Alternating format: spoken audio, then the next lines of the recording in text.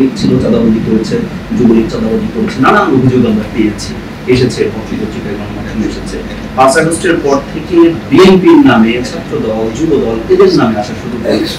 অর্থাৎ যে যখন পার্টিতে থাকে বা একটু ফ্লর পায় তখন হচ্ছে দেখা যাচ্ছে তাদের বিরুদ্ধে এই ধরনের জিনিসগুলো এলিগেশনগুলো আসতে থাকে।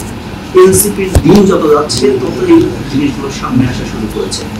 এগুলো নিয়ে আসলে এনসিপির ভাবনাটা কি? এই যে চাঁদাবাজি বা বিভিন্ন জায়গায় তাদেরকে মামলার সাথে জড়িয়ে যাওয়া, এই ধরনের বিষয়গুলো আপনি আসলে এই ধরনের কয়টা উদাহরণ আছে? আপনি দেখেন যে এনসিপি বলতে আপনি এটাকে বৈষম্য বিরোধী ছাত্র আন্দোলনের একটা ঘটনা কিছুদিন আগে আমরা দেখেছি, যেটা বৈষম্য হয়েছে।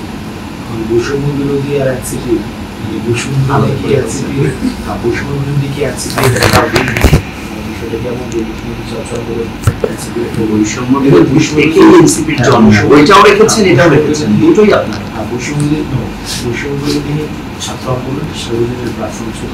আপনি জানেন যে ফেসিবাদ বিরোধী আন্দোলন, বিশ্ববিদ্যালয় ছাত্র আন্দোলন, সকল রাজনৈতিক দল সেখানে সাথে আন্দোলন করেছে, ছাত্রদল ছিল, সেগুলো ছিল অরাজনৈতিক